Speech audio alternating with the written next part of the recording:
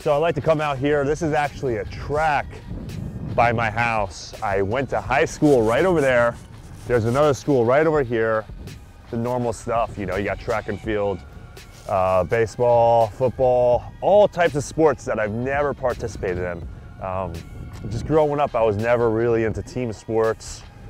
I never found that niche, that thing I was passionate about, that reason to wake up every day.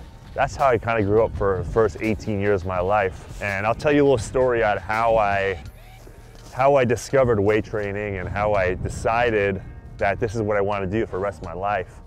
And I was 18 years old and I helped my neighbor. My brother and I helped my neighbor move. And we helped her for like 2 hours. So my brother bounced. And at the end of the job, she's like, here's $200. Give 100 to you and 100 to your brother. So I took $200 and I took it all for myself, believe it or not.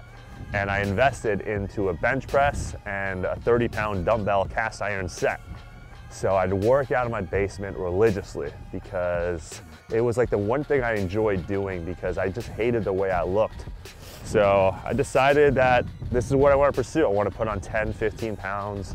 At the time I was 130 pounds. I went up to like 145 until I mustered up the strength to join a gym. And it was on. From that moment I joined the gym, it was like a fuse has been lit, you know, and I knew right then and there that that was my calling. I wanted to be a professional bodybuilder.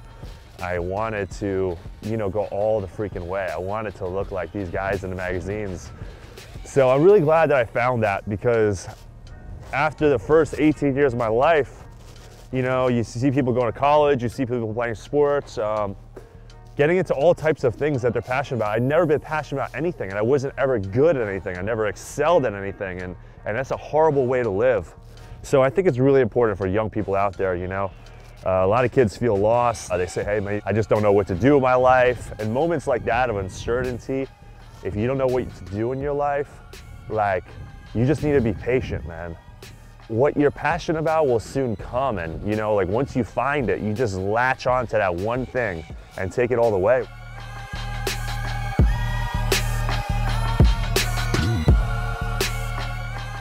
So when I first started pursuing fitness as a career, it was a very strange time because there was no fitness guys. It was either you were Ronnie Coleman and Jay Cutler at 300 pounds or you were nobody. Back in the day, there used to be MySpace and Facebook. So imagine trying to post a shirtless picture on MySpace or Facebook. I was ridiculed by friends.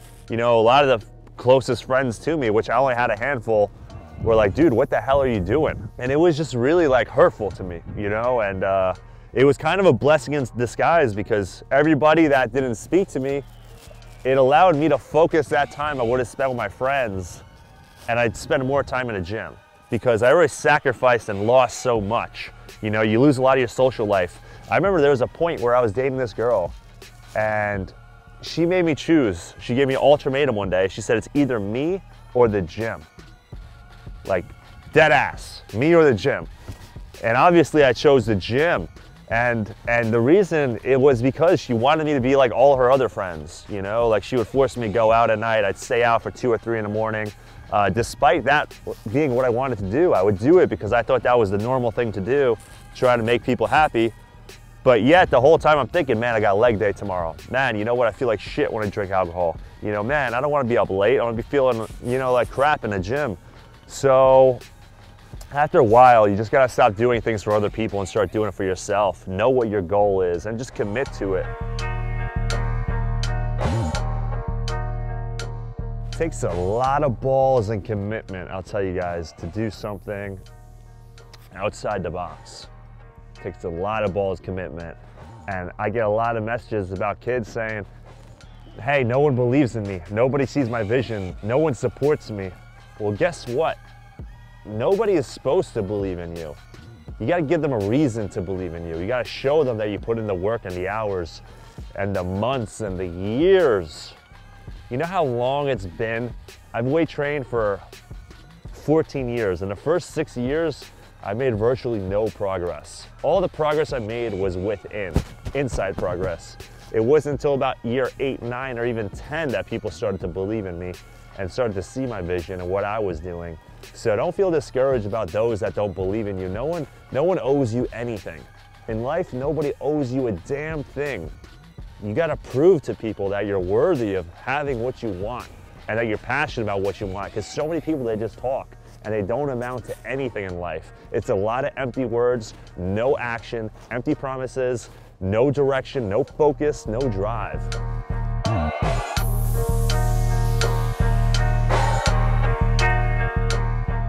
I think a lot more people these days need to focus on or allowing yourself to utilize your anger, utilize your dark side, utilize your failures, your shortcomings.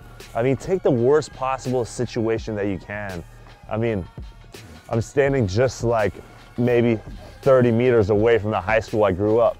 There was this stud of a baseball player, freak athlete, charismatic kid.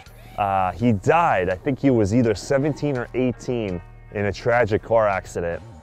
And his life had to stop, you know? And I remember I was preparing for one of my national shows and I was running outside because the gym was closed, okay? So I had to do one more cardio session, the last cardio session before I take the national stage. And I ran so damn far. The place that I gassed out at was the same location that unfortunately this high school baseball player, he died at. And I remember, like, I was like, damn, this is embarrassing. I gotta take a taxi home, or I gotta call a friend to pick me up. This is ridiculous, I ran so far. And when I got to that location where this young kid passed away, I hit the switch and I said, you know what, his life stopped. You know, he had all this momentum, his life stopped. It's foolish of me to complain. And I got a second wind, you know, a second jolt of energy in me, a second chance, you know, just to keep going. What are we complaining about? Running? What are we complaining about? Dieting? What are we complaining about? Weight training? Like, this is all nonsense. It's so easy to do, guys. So, like, if you're going through a dark time, if you have people hating on you, you have a death, you have, you know, whatever it is, take that energy and use it to drive you forward.